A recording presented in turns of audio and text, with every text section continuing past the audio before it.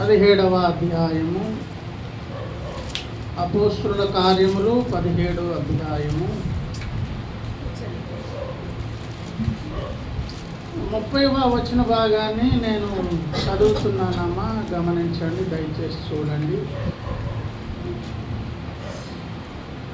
ఆ అజ్ఞాన కాలములను దేవుడు చూచి చూడనట్టుగా ఉండెను.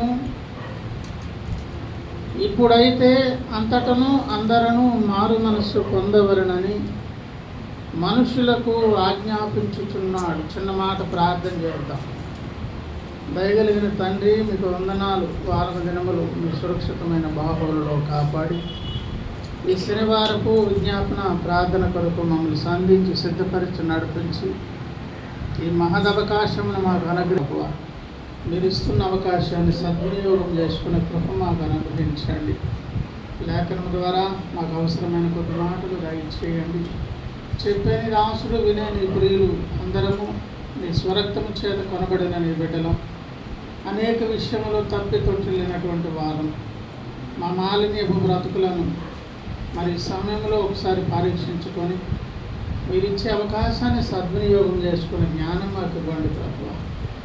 ఈ సమయానికి అవసరమైన కొద్ది మాటలు అనుగ్రహించి మాకు దీవెనకరంగా ఈ సమయాన్ని మలిచి మీరు మహిమ పొంది మీ దీవెనలకు మమ్మల్ని పాత్రలుగా చేయమని యేసయ్య నామమున ప్రార్థించి వేడుకుంటున్నాం పరమ తండ్రి, ఆమేన్. దేవుని స్తోత్రం, హల్లెలూయా.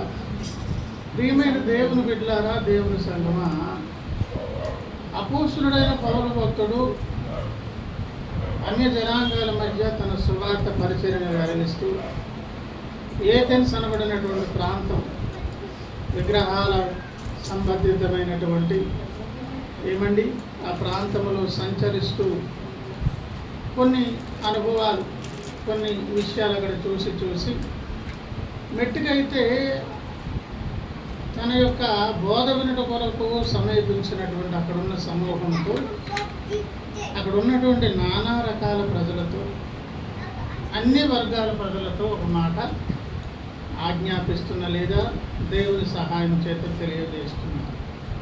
దేవుడు ఆ అజ్ఞాన కాలములను చూసి చూడనట్టుగా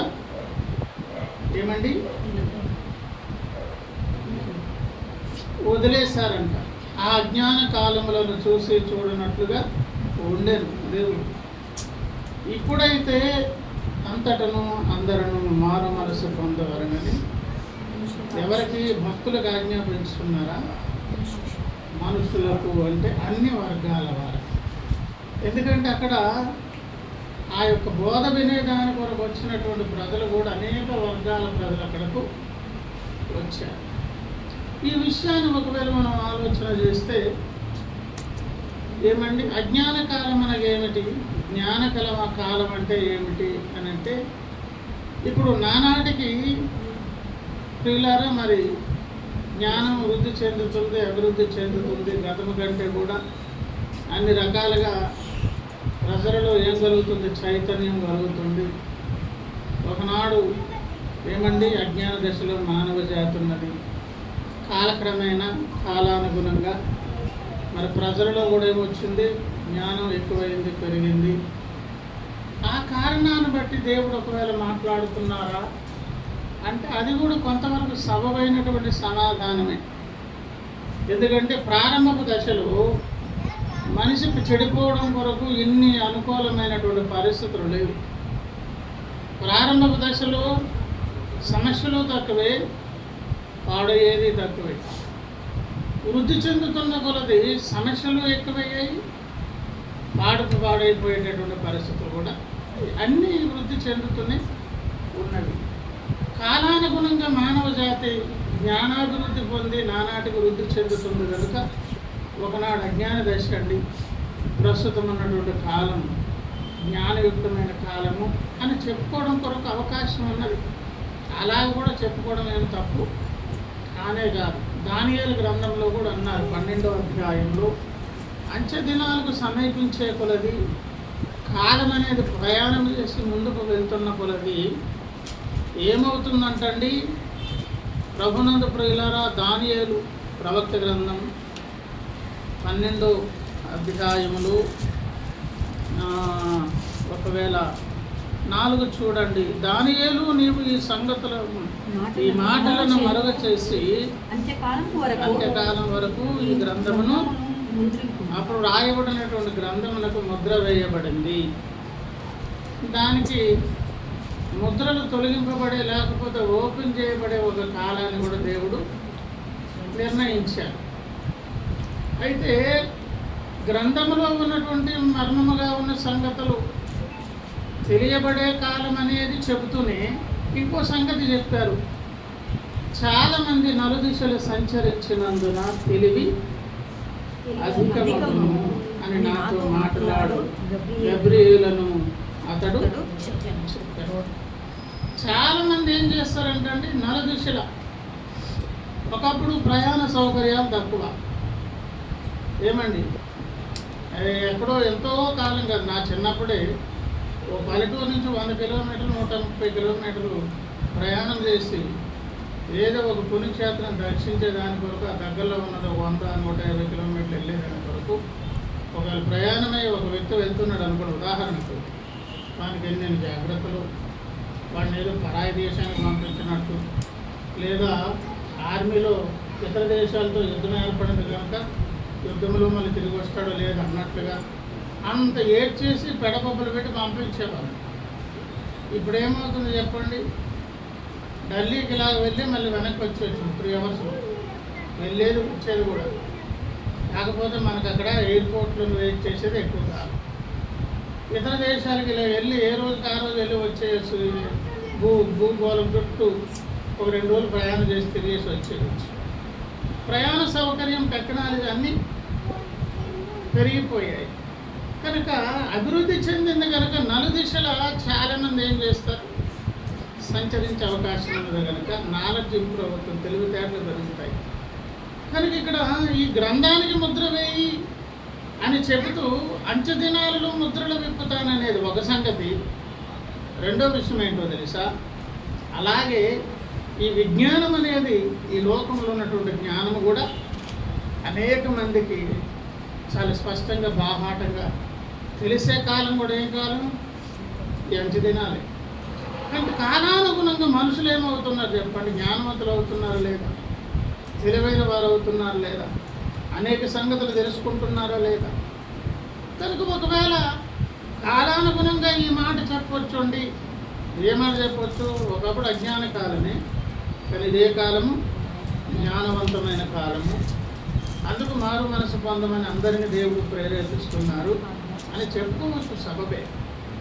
కానీ అక్కడ ఉన్నటువంటి కాంటెస్టివల్ ఇంటర్ప్రిటేషన్లో ఉన్నటువంటి సందర్భం ఏంటంటే, విగ్రహాలకు పూజ చేస్తూ అక్కడ ఉన్నటువంటి వారు అతి భక్తి ప్రదర్శిస్తున్నటువంటి సందర్భంలో భక్తుడు వారికి సువార్త ప్రకటించే విధానంలో ఒక సంగతి అక్కడ బయలుపరిచారు. ఏమంటున్నారంటే 26 చూడండి.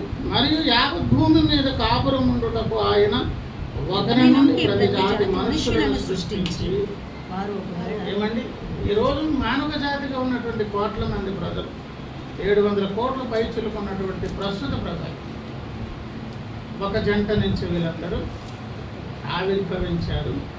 ఇంతమంది జన్మకు కారకులు ఆ తొలి జంట అని చెప్పి తర్వాత ఏమన్నారండి, వారు ఒకవేళ దేవుడిని కనుగొందురేమో అని. దేవుడిని ఏం చేయాలంటండి, అడుగురాడి కొనుక్కోవడం అంటే అర్థమేంటో, ఉన్న కళ్ళు ఏదో ఒక కర్ర మొక్కతో పొడి చేసుకొని, లేకపోతే కళ్ళు మూసుకొని, లేకపోతే కళ్ళుకి ఇలా గంటలు కట్టుకొని గట్టిగా. గుడ్డితనం అంటే కళ్ళు లేకపోవడమే కాదు, కళ్ళు కనిపించుకుని గట్టి కట్టేసుకుంటే ఏమవుతుంది, అప్పుడు కూడా గుడ్డలు అయిపోతాయి కదా. కళ్ళు గంటలు కట్టుకుని వెతకమని కాదు, నీకున్నటువంటి నీ జ్ఞానము, నీ తెలివితేటలు, నీకున్నటువంటి సామర్థ్యాలన్నీ, మానవ సంబంధమైనటువంటి గొప్పతనాలన్నీ ప్రక్కన పెట్టి దేవుని ముందుకు వచ్చేటప్పటికి నాకు తెలియదు ప్రభువా, నేను అజ్ఞానం, నేను చూడలేను, నేను అర్థం చేసుకోలేను, నాకు అంత గ్రహింపు శక్తి లేదు అని, కళ్ళున్నా కూడా దేవుని సంగతులు నాకు తెలియవు అని చెప్పుకునేటప్పుడు నాకు కళ్ళుంటే మాత్రం ఏం లాభం ప్రభువా, కళ్ళుంటే నాకేమి ఉదాహరణకు చెప్తాను, కళ్ళు లేని వానికి ఏమీ కనిపించదు, కళ్ళున్న వానికి కూడా కనిపించదు. ఎప్పుడో తెలుసా? చీకట్లో కనిపించదు. కళ్ళు లేని వానికి ఏమీ కనిపించదు, కళ్ళున్నకు ఎప్పుడు కనిపించదు? అది గదిలో పెట్టి లైట్ లేకపోయింది, అప్పుడు ఏం చేస్తాడు? ఆధ్యాత్మిక విషయాలు ఎట్లనే ఉంటాయి అన్నమాట. దేవుడు అనే సంగతి అది మర్మగర్భితంగా దేవుడు పెట్టుంచారు, అది మనకు అర్థం కానీ కాదు. కళ్ళున్నాయనో లేవనో కాదు, ఉన్నా లేకపోయినా మానవ జ్ఞానం ఎందుకు పనికిరాదు, అది మొదటి విషయం. అనే గ్రహింపుతో గుడ్డివాడు తడుగులాడినట్టుగా మన చేతకాని తనాన్ని దేవుని దగ్గరికి తెచ్చుకొని పౌలను అంటున్నాడు, మీకు అతిదేవతా భక్తి ఉన్నది, దేవుడు అంటే విశేషమైనటువంటి ఆసక్తి ఉన్నది, మంచి లక్షణాలే ఉన్నవి. ఆసక్తితో పాటు దేవుణ్ణి సత్యదేవుని కనుక్కోవాలి కదా అని చెప్పి ఆయనేమి ఎక్కడికో ఆకాశం మీదకి ఎక్కువ పాతాళంలోకి దిగు, లేకపోతే ఇతరత్ర ఏవో శరీరాన్ని శుష్కింపజేసుకుని ఏవేవో కష్టాలు ప్రయాసలు పడు అంత వద్దు బాబు.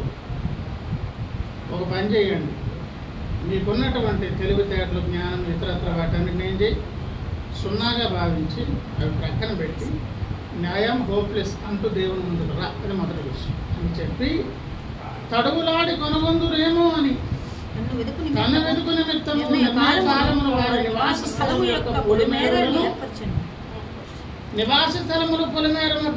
అంటే అర్థం ఏంటి? ఉదాహరణకు ఇదిగో మా ఇల్లు ఇక్కడి నుంచి ఇక్కడి వరకు, ఇది మా గవర్నమెంట్ వారు కొలిసి ఇచ్చినటువంటి మా ఫ్లాట్కి జాగా, మా ఇంటి ముందు కాబట్టి ఇక్కడ వరకు మేము పార్కింగ్ చేసుకుంటాము, లేకపోతే ఇక్కడ మొక్కలు వేసుకుంటాము, ఇదంతా మా యొక్క పొలిమేర అంటారు. ఊరికేముంటుంది? ఒక రెండు జిల్లాలకు మధ్య, రెండు దేశాలకి రాష్ట్రాలకు మధ్య కూడా ఏముంటుంది? పొలిమేర. మానవ జాతికి దేవునికి పొలిమేర ఏంటో, దేవుని తడువులాడి ఆ పొలిమేర దగ్గరకు వచ్చి నువ్వు వెతికే ప్రయత్నం చేస్తే ఆయన దొరుకుతాడు అని పౌలు అన్నట్టుంది. అదే పొలిమేర. ఈ పొలిమేర ఏంటో తెలుసా? ఇందాక చెప్పుకున్న సంగతే, నీ జ్ఞానము అనే దానికంటూ ఒక దూరం వెళ్ళి కొంత దూరం వెళ్ళాక నీ మైండ్ ఏం చేయదు, పనిచేయడం మానేస్తుంది, మొరాయిస్తుంది, అర్థం కాదు. తర్వాత కొన్ని లెక్కలు మీరు ఏమండి చేసి కొంత దూరం వెళ్ళాక మీకు అర్థం కాకపోతే ఏం చేస్తారా? నాకు తెలియదు ఎక్కడి నుంచి ఇంకా ఎలా ముందుకు వెళ్ళాలి అర్థం కాదు అన్నప్పుడు నీ జ్ఞానం ఏం చేసింది? మొండికేసి మొరాయించిన వాళ్ళు కాదు నన్ను. లేదు, నువ్వు తర్కించావు, తర్కించి కొంత దూరం వెళ్ళిన తర్వాత నీ తర్కం అక్కడ ఆగిపోతుంది. మానవుని యొక్క జ్ఞానమునకు, తర్కమునకు, ఆయుధ పరిమాణానికి, తెలివితేటలకు, ఇతరత్ర నీ టాలెంట్లన్నిటికీ, మన టాలెంట్లన్నిటికీ మానవ జాతి మొత్తానికి ఒక పొలిమేర ఉన్నది అన్నమాట. నీకున్నటువంటి విశాలత వేరు, నాకున్నది వేరు, నాకున్న ప్రజ్ఞ వేరు, నీకున్న ప్రజ్ఞ వేరు. ఒక్కొక్కరికి దేవుడు ఇచ్చినటువంటి తెలివితేటలు బట్టి ఐక్యూలు కొంతమందికి ఎట్లా ఉంటాయండి? ఐక్యూ లెవెల్స్ అందరూ ఒకలా ఉంటాయా? కొంతమందికి గ్రాస్పింగ్ పవర్ ఎక్కువ, ఇమీడియట్గా పట్టేస్తారు. కొంతమందికి ఎంతసేపు చెప్పినా అర్థం కాదు. కొంతమంది చాలా తక్కువసేపు చదువుతారు, ఎక్కువ విశేషమైన పట్టేస్తారు. అంటే వాళ్ళకి ఏమి లెవెల్ ఎక్కువ చెప్పండి? IQ level. నీ ఐక్యూ లెవెల్ మొరాయించే ప్లేస్ పేరు పొలిమేర. ఆ పొలిమేర అవతల దేవుడు ఉంటాడు. ఈ పొలిమేర వరకు నువ్వు మాత్రం ప్రయత్నిస్తావు. పొలిమేర అక్కడ బయటనేమే, దేవుడు అక్కడెందుకు ఉంటారు లోపలికి రాకుండా? పొలిమేర లోపలే దేవుడు దొరికారు అనుకోండి, దేవుడిని నీ జ్ఞానంతో నువ్వు పట్టేశావు, నీ తర్కంతో పట్టేశావు, నీ తెలివితేటలకు పట్టేశావు. అంటే పెద్ద ఏనుగుని తీసుకొచ్చి నువ్వు బజార్కు పట్టుకెళ్ళి బ్యాగులో నింపేసినట్లు ఉంటుంది అన్నమాట.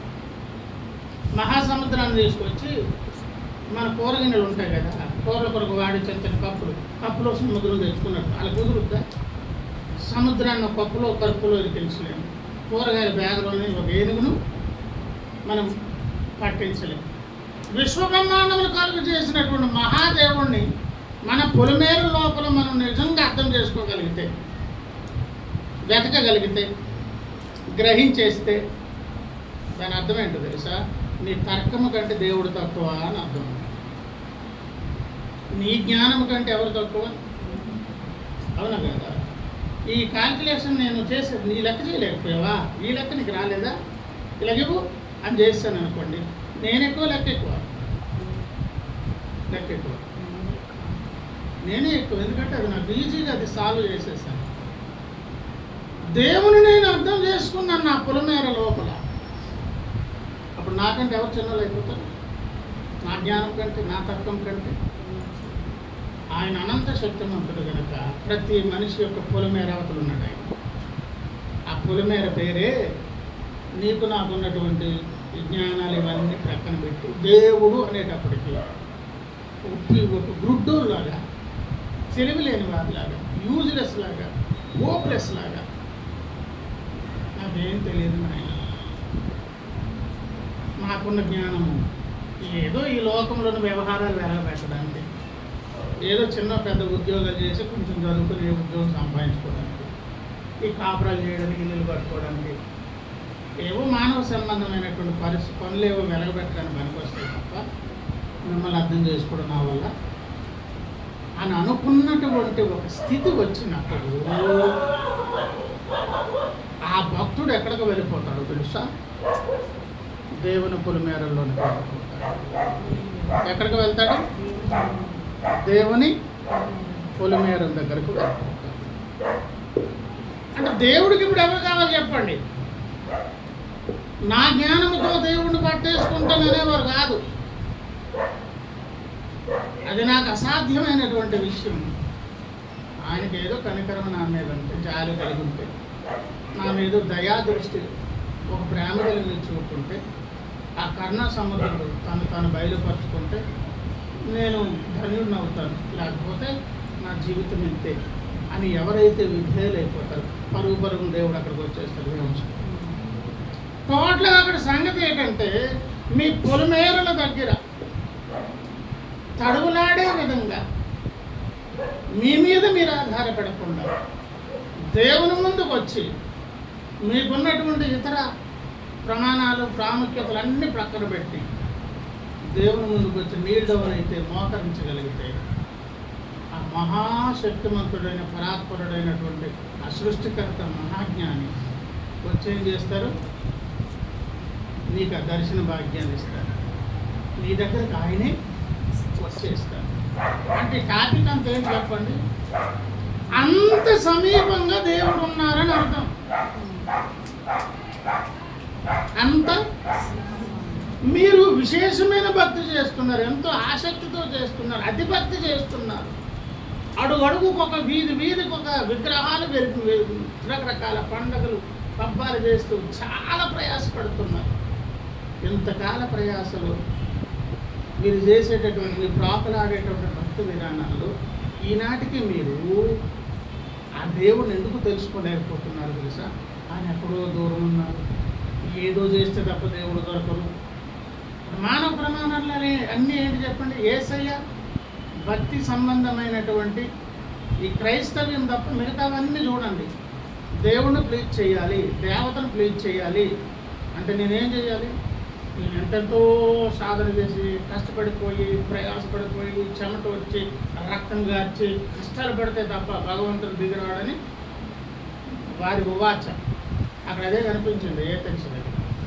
ఎందుకు బాబు అన్ని ప్రయాసం పడతారు? మీరెంతో కష్టపడితే తప్ప ఆయన దిగిరానంత దూరంలో లేరు. నువ్వు ఇలా తడివితే దొరికేంత దగ్గరలో, నీ పొలిమేర సమీపంలో, నీ దగ్గరే ఉన్నారు ఆయన. ఇక్కడతో టాపిక్ ఆపుతాను. ఇప్పుడు నేను చెప్పేటప్పుడు చెప్పే టాపిక్ సువార్తకి సంబంధించినటువంటి టాపిక్. ఎప్పుడైనా బయట మాట్లాడు. నేను ఇక్కడ ఈ మాట ఎందుకు తీసుకున్నానంటే, ఆ జ్ఞాన కాలములు అనంటే జ్ఞానం అనేది కాలానుగుణంగా వృద్ధి చెంది అభివృద్ధి చెందుతుంది నిజమే, కానీ ఆ ఒక్కటే అప్లై చేయొద్దు. ఇంకొక సంగతి ఉన్నది.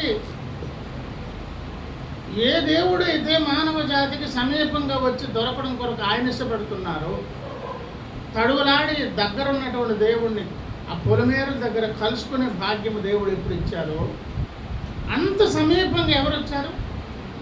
యేసునాథుడు వచ్చాడు, నరావతారం ఎత్తి లోకంలోకి వచ్చాడు.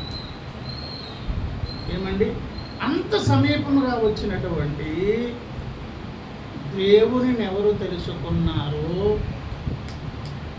వారు జ్ఞానవంతులు. అంటే ఇప్పుడు అప్లై చేయాల్సింది, ఆ దేవునికి ఇంకెవరైతే దూరస్తులుగా ఉన్నారో వారు ఇంకా అజ్ఞాన కాలంలోనే తడువులాడుతూ ఉన్నారు. ఒక వేదిక దగ్గరికి వచ్చారు లేదు మీరు? ఇప్పుడు ఆ అజ్ఞాన కాలములని కాలాన్ని బట్టి కాకుండా ఒక భక్తుని యొక్క జీవితంలో ఉన్నటువంటి రెండు స్థితులను బట్టి కూడా చెప్పవచ్చు. నీవు యేసుని ఎరగక ముందున్న నీ కాలాన్ని, నా కాలాన్ని ఏం చెప్పుకోవచ్చు? అది అజ్ఞాన కాలం. ఇప్పుడు ఇదేం కాలం? జ్ఞానవంతమైన కాలం. ఎందుకో తెలుసా? నువ్వెవరో, నీ బ్రతుకుకు అర్థం పరమార్థం ఏంటో, ఆ మేలును మన కొరకు ఇచ్చేదాని కొరకు త్యాగమై ఎవరు వచ్చారో, అలాగ సమీపంగా దొరికినటువంటి దేవుణ్ణి ఎవరైతే కలిగి ఉన్నారో వీళ్ళని ఇప్పుడు ఏమని పిలవచ్చు? జ్ఞానులు అని పిలవచ్చు. వీళ్ళ కాలం కూడా ఏం కాలం ఇది? ఒకప్పుడు వీళ్ళది అజ్ఞాన కాలం, కానీ ఇప్పుడు భక్తులది ఏం కాలం చెప్పండి? జ్ఞానవంతమైన కాలం. ఒకప్పుడు మన పొరపాటు అజ్ఞానంతో చేశాం, ఇప్పుడు మన పొరపాటు ఏమని చెప్పుకోవచ్చు? జ్ఞానంతో తెలిసి ఎరిగి కావాలని చేసి అని అప్లై చేయొచ్చు కదా. ఓకేనా? సో ఆ జ్ఞాన కాలములు, ఇప్పుడున్నదేమో జ్ఞానవంతమైన కాలం అనే రెండు కాలాలు ఒక భక్తునికి అప్లై చేయవచ్చు. ఒక భక్తునికి అప్లై చేయవచ్చు. ఆ భక్తుల దగ్గరకు వచ్చి దేవుడు అంటున్నారు, ఆ అజ్ఞాన కాలం అందు చూసి చూడనట్టుగా నేను వదిలేస్తాను, ఎందుకంటే ఇంక నాతో మీరు సమాధానం పడలేదు. ఇప్పుడు ఎక్కడికి వచ్చారు? జ్ఞానమై ఉన్న యేసయ్య దగ్గరకు వచ్చారు. యేసయ్య పేరేంటి? జ్ఞానమే కదా. జ్ఞానమై ఉన్న యేసు లోపలికి వచ్చారు. జ్ఞానమై ఉన్న యేసును కప్పుకున్నారు. యేసునే మీరు కలిగి ఉన్నారు కనుక మనల్ని ఏమనొచ్చు? ఇప్పుడు యేసునే జ్ఞానమును కలిగినటువంటి వారము కనుక జాగ్రత్త, మీరు మారు మనసు పొందండి. ఇది మంటారు అందరూ అంతటను ఏం పొందాలి? మారు మనస్సు. భక్తి జీవితంలో నిరంతరాయంగా అనునిత్యం అడుగడుగున మనం పొందాల్సినటువంటి, లేకపోతే శ్రద్ధ చూపించాల్సినటువంటి విషయం ఏంటో తెలుసా?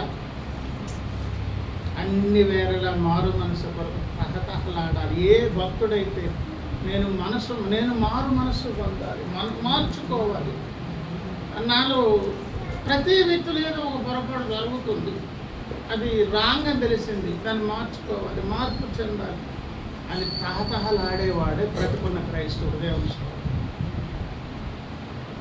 తహతహలాడేవాడు ఏం క్రైస్తవుడు? బ్రతుకున్న క్రైస్తవుడు. అలాగ తహతహలాడేవారి కొరకు దేవుడిచ్చే అవకాశమే శనివారం కానీ, ఆదివారం కానీ, గృహ కూడికి కానీ, ఉపవాసరాత్రి కానీ, ఇంకొకటి కానీ, ఏ కూడికైనా దేవుడిచ్చే ఆటకాలు ఏంటో తెలుసా? అందరూ అంతటా ఏం పొందారు? మారు మనసు పొందారు. అందరూ అంతటా మారు మనసు పొందారు. అందరూ అంతటా మారు మనసు పొందారు. ఈ మాట మనకినిపించింది. ఈ మాట గతకాల భక్తులకు వినిపించింది, ప్రస్తుత కాల భక్తులకు వినిపించింది, భవిష్యత్తు కాల భక్తులు కూడా వినిపిస్తుంది. అందరికీ వినిపిస్తుంది. మనకు వినిపించిన తర్వాత మనం ఎలా స్పందిస్తాము? కానీ ఒక భక్తుడు అయితే వెంటనే ఆ స్వరం విని స్పందించాడండి. ఆయన ఎవరో తెలుసా? దావీదు గారు. ఓహో, భక్తి జీవితంలో ఎల్లప్పుడూ నిరంతరాయంగా నాలో ఏది ఉండాలంట? మారు మనసు పొందాలి, మారు మనసు పొందాలి, మారు మనసు పొందాలని ఎవరు ప్రేరేపిస్తున్నారు? దేవుడు ఆజ్ఞాపిస్తుంది. ఎవరు? దేవుడికి. ఎవరికి మేలు జరుగుతుంది? మన మేలు కొరకు దేవుడు ఆజ్ఞాపిస్తున్నారు. నాకు వినిపించింది అన్నారు. ఎవరండి? దావీదు గారు. వినిపించగానే ఒక మాట అన్నారు. వినిపించగానే ఆయన అన్న మాట ఏంటో తెలుసా? 26వ కీర్తన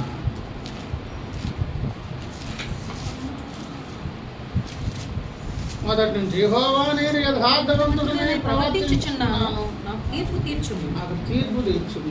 ఏమీ సందేహపడకుండా యెహోవా యందు నేను నమ్మిక ఉంచి ఉన్నాను. యెహోవా నన్ను పరిశీలించుము, నా అంతరింద్రియములను నా హృదయమును పరిశోధించుము. ఇప్పుడు లోపల చెక్ చేయండి, బయట చెక్ చేయండి. నేనైతే మాత్రం ఎలా ప్రవర్తిస్తున్నాను? యథార్థవంతుడిని, యథార్థవంతునిగా నన్ను పరీక్షించండి, నన్ను పరిశీలించండి అని దావీదు గారు ఎందుకు అనాల్సి వచ్చింది? ఇప్పుడు నన్ను పరీక్షించండి, నన్ను పరిశీలించండి, నా అంతరింద్రియాలు పరిశీలించండి అని ఎవరు అంటున్నారు? దావీదు గారు. ఎందుకు? మనం ఇప్పుడు అన్నమాట కూడా ఆయన కూడా వినిపించింది. అందరూ అంతటా మారు మనసు పొందమని చెప్పింది ఎవరికి? అందరికి, మానవాళి మొత్తానికి. కాలానుగుణంగా మాత్రమే కాకుండా భక్తులకి ఎట్లా అప్లై చేసుకోవాలి? మనలోనే అజ్ఞాన కాలం అనేది ఒకటి ఉంది. యేసయ్యను ఎరిగిన తర్వాత జ్ఞానవంతమైన కాలం కూడా ఉంది. అవును కదా, నన్ను కదా మారు మనసు పొందమన్నారు అని ఎవరన్నారు? ఎవరు విన్నారు ఆ స్వరాన్ని?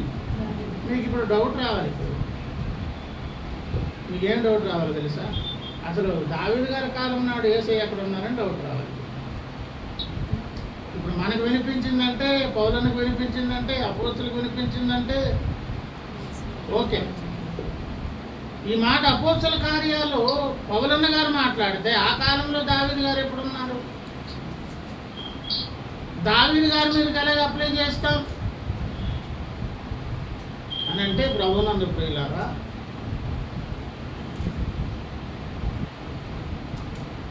యేసయ్య వచ్చినప్పుడు మనకు యోహాను సువార్తలో పరిచయం చేశారు. మోషే ద్వారా ధర్మశాస్త్రం ఇవ్వబడింది. కృపయు సత్యం ఎవరి ద్వారా ఇవ్వబడ్డాయి? యేసయ్య ద్వారా ఇవ్వబడ్డాయి. నిజమే. మరి యేసయ్య వచ్చిన తర్వాత కృపా సత్యాలు దొరికాయి గనుక, ఇద్దరు ఏకీభవించారు గనుక, ఆ కృపామూర్తి వచ్చాడు గనుక కృప దొరికింది. నిజమే. మరి యేసయ్యకు ముందున్న కాలంలో కృప దొరకలేదా? యేసయ్య ముందున్న కాలం కృప దొరకలేదా? ఆదాము ఎవరు పొరపాటు చేశారు? తినిదినమున నిశ్చయముగా చచ్చెదరన్నారు. చనిపోయారా? మరి వాళ్ళు బ్రతికి బట్టగట్టి 1000 సంవత్సరాలు దాదాపు బ్రతికి ఇంతమంది జనాంగాలకు వారి తల్లిదండ్రులు అయ్యారంటే కారణం ఏంటి? తినిదినమున నిశ్చయముగా చచ్చెదరు అనేటువంటి మాట దాన్ని ఏదాపింది? దేవుని కృప. నోహు కృప పొందాడు, లోతు కృప పొందాడు, దావీదు దేవుని కృపకు పాత్రుడయ్యాడు. దావీదు గారు ఏమన్నారు చూడండి, 26వ కీర్తన 3లో ఏమన్నారు? నీ కృప నా కన్నుల ఎదుట ఉంచుకుని ఉన్నాను, నీ సత్యమును అనుసరించి. దావీదు గారి కన్నుల ముందు ఏమున్నది? కృప ఉన్నది. మరి కృపామూర్తి యేసయ్య వచ్చినప్పుడు అక్షరార్థంగా కాలము సంపూర్ణమైనప్పుడు ఆయన ఏమండి? స్త్రీ యందు పుట్టారు. 4:4 గలతీ పత్రిక ప్రకారంగా చెప్పబడింది కదా. మరి ఆ కాలంలో దావీదు గారు లేరు కదా. అంటే యేసయ్య గారు అవతరించే ఒక కాలం అనేది ఒకటి ఉండి, ఒక నిర్ణయ కాలం ఉన్నప్పటికీ అదే కృపను గత కాలంలో ఉన్నటువంటి భక్తులు కూడా అనుభవించారు. ఉదాహరణకు సింపుల్గా చెప్తానండి, మీకు అర్థం కావడం కొరకు. ఉపమానాలన్నీ అర్థం కావడం కొరకే కదా. ఒక పిల్లోడు పుట్టాడు. కాస్తంత మరి ఆ తల్లిగారు లేకపోతే ఆ తండ్రి గారు ఆ పిల్లోడి తొలక భవిష్యత్తు యోగక్షేమాల కొరకు, ఈయనకున్నటువంటి ఉద్యోగ ధర్మాల కొరకు ఈ తండ్రి గారు తల్లిగారు వేరే ప్రాంతాల్లో బ్రతుకుతూ పిల్లోడిని ఎవరికొకరికి అప్పగించి వాని తాలూకు మంచి చెట్లు, వానికి అవసరమైనటువంటి అన్నీ కూడా జాగ్రత్తలన్నీ తీసుకొని ఒక మంచి వయసు వచ్చేంత వరకు కూడా తల్లిదండ్రులు కనిపించలేదు. కానీ ఆ పిల్లోడి తాలూకు మంచి చెట్లంతా ఎవరు పట్టించుకున్నారు? తల్లిదండ్రులే పట్టించుకొని ఎప్పుడో 25-30 సంవత్సరాలు అప్పుడు కనిపిస్తే ఏమండి? అప్పుడు చూశారు ఆ తల్లిదండ్రుల్ని ఈ బిడ్డ. కానీ పుట్టిన మొదలుకొని ఈ 25-30 ఏళ్ళు చూడలేదు. కానీ 25-30 ఏళ్ళు కూడా ఆ బిడ్డ తాలూకు ఎదుగుదల, పోషణ, క్షేమము, మంచి చెడ్డలు, చదువు సంధ్యలు, వృద్ధి, అభివృద్ధి, వాటన్నిటికీ కారకులు ఎవరు? ఒక బిడ్డ పుట్టి యవన దశకు వచ్చేంత వరకు తల్లిదండ్రులు చూడకపోయినా ఎక్కడో ఉన్న తల్లిదండ్రులు ఆ బిడ్డ తాలూకు యోగక్షేమాలు పట్టించుకున్నట్లుగా క్రీస్తు సంఘం కూడా ఎట్లా అంటే చెప్పండి, ఒక సంఘ వధు. క్రీస్తు సంఘం ఎవరు చెప్పండి? ఎప్పుడో పుట్టింది, ఎప్పుడు ఆదాము కాలం నాడు పుట్టిందండి. ఆఖరి విశ్వాసం ఎప్పుడు కంప్లీట్ అవుతుందండి. కృపామూర్తిగా యేసయ్య గలతీ 4:4 ప్రకారంగా 2000 ఏమండి మనకు గతము కనుక 24 సంవత్సరాల క్రితం వచ్చారు. అంతకుముందే ఒక 4000 సంవత్సరాలు చరిత్ర జరిగింది. ఆ 4000 సంవత్సరాల చరిత్రలో కూడా దేవుని సంఘానికి అవసరమైనవన్నీ ఇచ్చి ఎవరు పోషిస్తున్నారు? ఎక్కడో ఉన్న తల్లిదండ్రులు బిడ్డలు పోషించినట్లుగా క్రీస్తు సంఘానికి ఏమేమి అవసరమో, ఏ మేలులు కావాలో ఆయన నిర్ణయ కాలం నాడు వచ్చారు. కానీ రాకముందు అవసరమైనవన్నీ ఏర్పాట్లు ఎవరి కొరకు చేశారు? సంఘం ఒక క్రీస్తు సంఘ వధువా కాదా? ఒక అమ్మాయే కదా. బిడ్డ పుట్టింది, ఎదిగింది, పెద్దదైంది, రేపు యవనస్తురాలు అయితే యేసయ్య పెళ్లి చేసుకోబోతున్నారు. ఏమండి ఆ యోగక్షేమాలన్నీ ఎవరు పట్టించుకున్నారు? ఇప్పుడు నేను చెప్పిన ఉపమానం మనకు అర్థమైతే క్రీస్తు సంఘానికి మేలులు, ఉపకారాలు, కృపను చూపించే కార్యక్రమాలు అన్నీ యేసయ్యే గత కాలపు వారికి, ప్రస్తుతం, భవిష్యత్తులోను ఆ కృపామూర్తి అన్ని ఏర్పాట్లు చేశారు. దేవుని స్తోత్రం. అర్థమైంది అనుకుంటున్నాను. అయింది లేదు. కనుక దావీదు గారికి ఇప్పుడు ఏం దొరికింది? కృపను కళ్ళ ముందు పెట్టుకున్నారు. సత్యాన్ని అనుసరించి నడవగలుగుతున్నాడు, యథార్థవంతుడై నడవగలుగుతున్నాడు. అంటే యేసయ్య రాకముందే కృప గతకాలపు భక్తులకు దొరికింది. ఆయన కనిపించలేదు కానీ అవసరమైనవన్నీ అన్నిటిని కూడా దేవుడు తన సంఘం కొరకు ఏర్పాటు చేసి పెట్టారు. ఇక్కడ దావీదు గారికి ఏం వినిపించింది అన్నాను? అన్ని వినిపించింది ఆయన స్వరం. ఏమని? అందరూ అంతటా ఇది ప్రజెంట్ సారం చెయ్యెత్తి ఏం చేశారు చెప్పండి. ఇప్పుడు నన్ను పరీక్షించండి, నన్ను పరిశీలించండి, నా అంతరింద్రియములను పరీక్షించండి, మీకు ఆయాస్కరం ఏదన్నా నా నుంచి తీసుకుని 139 పేపర్ ఇవన్నీ కూడా 1 by 1 ఇవన్నీ కూడా ప్రభుత్వం పెట్టారా? దేవుడు ఇచ్చిన పిలుపు మేరకు దావీదు గారిదేమో ఈశ్వరము, మరి మనదేం స్వరం? అసలు బ్రతుకాలం అంతా ఎప్పుడైనా ఇలా అడగగలమా? నన్ను పరీక్షించండి, నన్ను పరీక్షించండి, మీకు ఆయాస్కరంగా ఏదైనా ఉంటే తీసివేయండి, అంతరింద్రియాలు పరీక్షించండి. దావీదు గారు అన్నంత ధైర్యంగా ఎప్పుడు అనగలము? మరి ఆయన ఆదాము కుమారుడే అనగలిగితే అదే ఆదాము పిల్లలంగా మనం ఎప్పుడు అనగలం? పదే పదే మనల గురించి మనం చూసుకున్నప్పుడు, మన భక్తిని మనం చూసుకున్నప్పుడు, ఆ భక్తులతో పోల్చి చూసుకున్నప్పుడు వాళ్ళైతే అన్నారు, మనం ఎట్లా అనగలం? దావీదు వేరు, మనం వేరు. మరి అది కాదు బాబు, ఆయన ఆదాము పిల్లడు, మీరు ఆదాము పిల్లలే కదా.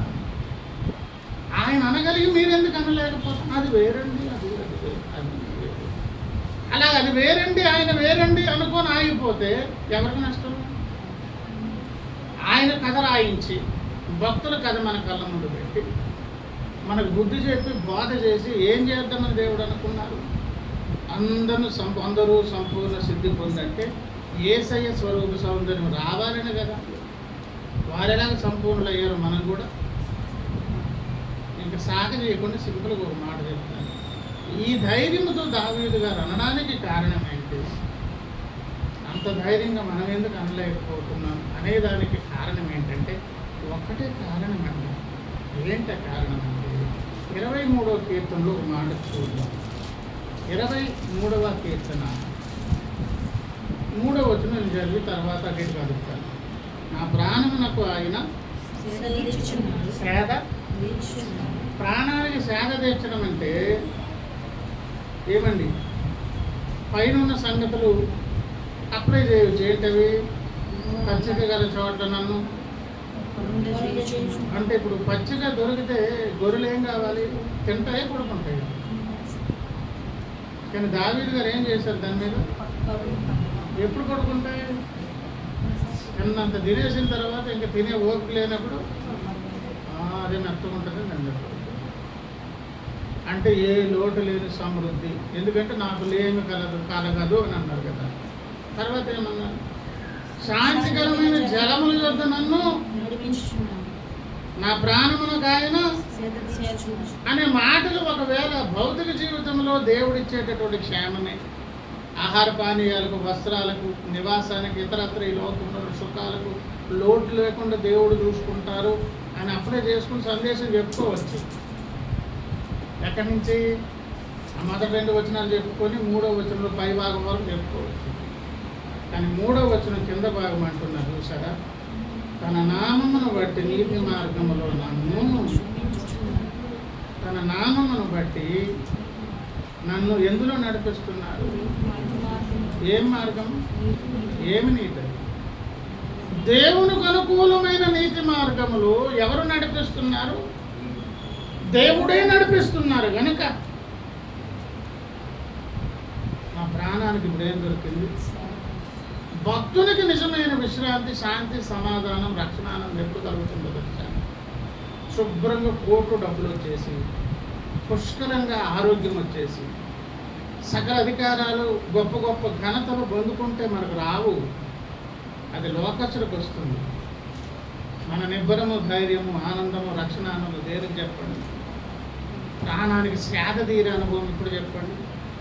అసలు రక్షణ ద్వారా దేవుడు రక్షించింది ఏం చెప్పండి?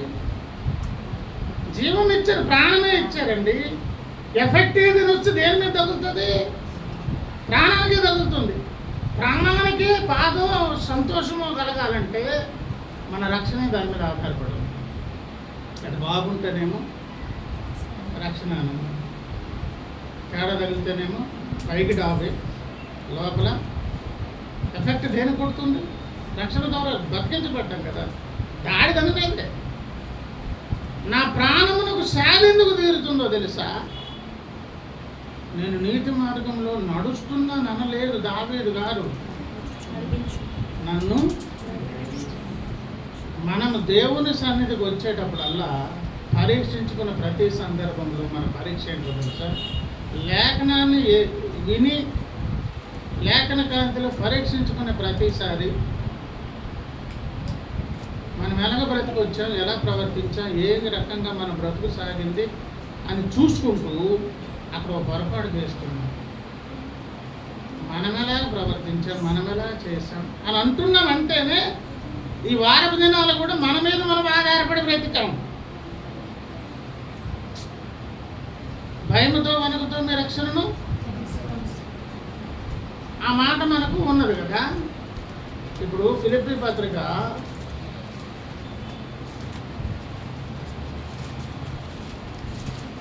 2వ అధ్యాయము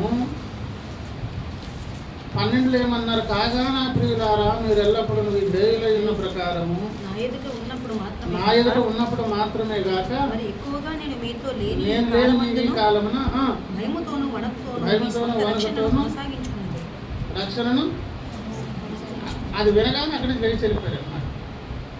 ఒక వరకు దావీదు గారి అటులు వెళ్ళలే, ఆలోచనలో పడ్డారు.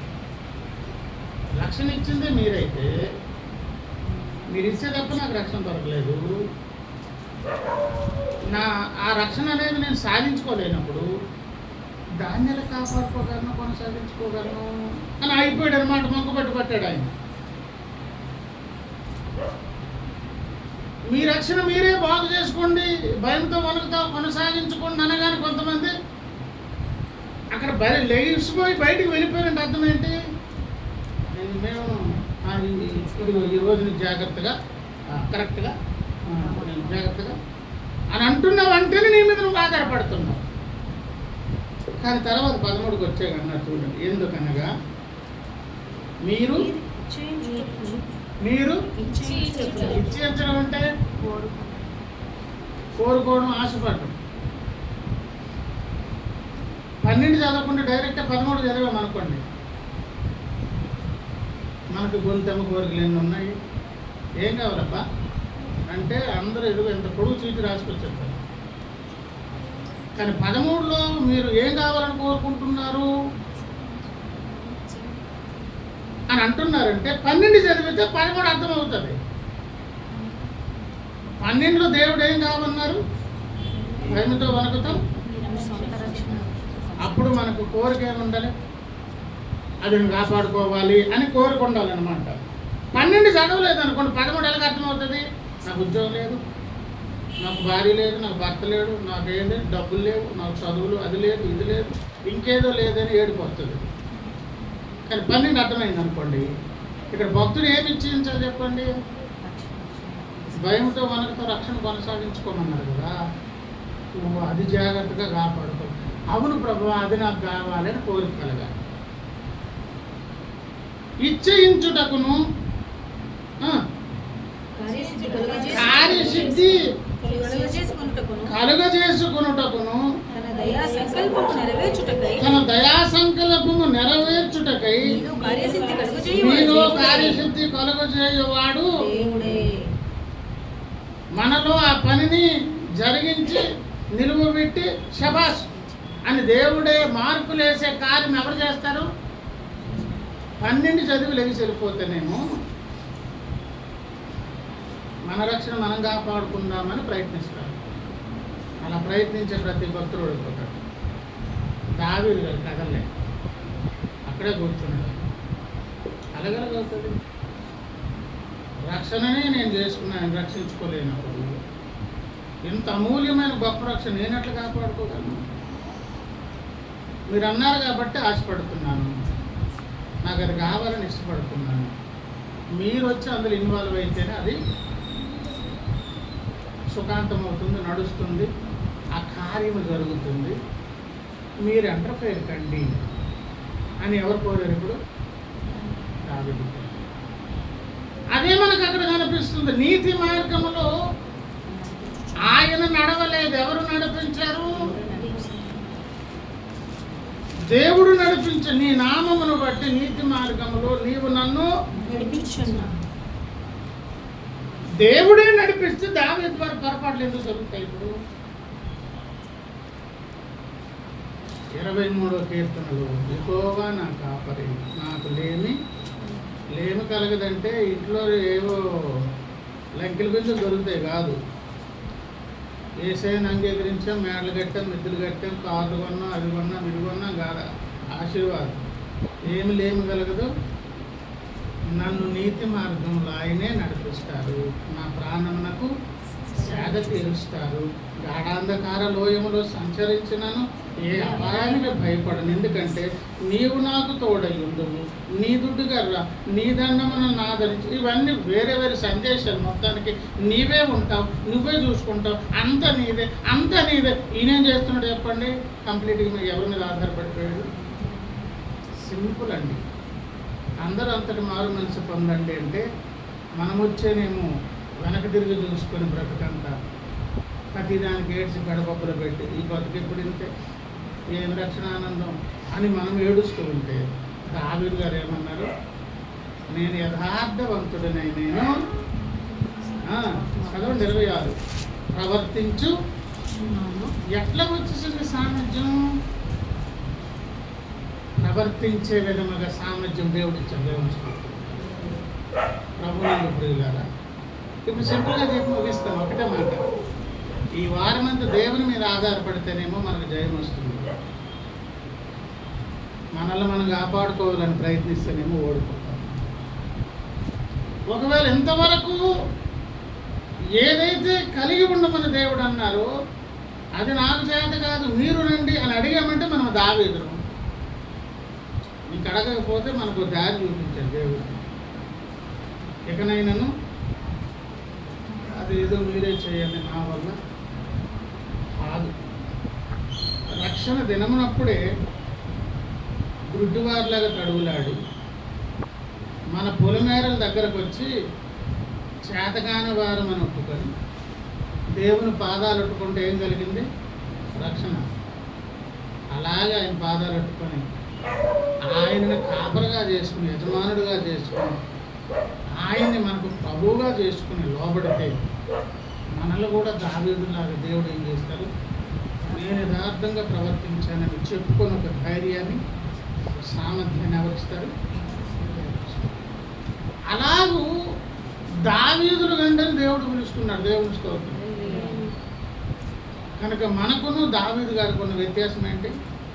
పరీక్షించకుండా ఉన్నప్పుడు మనకేమో భయం మొదలైంది. దావీదు గారికి ఏ భయం లేదు.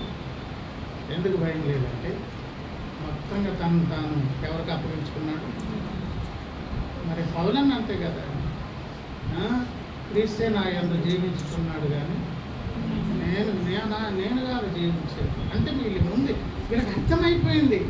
ముందు వచ్చిన చెప్పగానే తడువుకొని ఎవరో పలానా దగ్గరికి వెళ్ళు అంటే, ఇప్పుడు షాపు పంపించాలనుకున్నాను, డబ్బులు 100 రూపాయలు చేతులు పెట్టారు, నువ్వు పలానా కిరాణా కొట్టుకు వెళ్ళి నువ్వేం చేస్తావంటే అలాగే అని జోబులు డబ్బులు పెట్టుకుని అక్కడికి వెళ్ళిపోయాడు అనుకోండి. అక్కడికి వెళ్ళేది ఏం గుర్తొస్తుంది? అవును, ఎందుకు వచ్చాను నేను ఇప్పుడు షాప్కి వెళ్ళమన్నా, నేను అసలు ఏం కొన్నాను?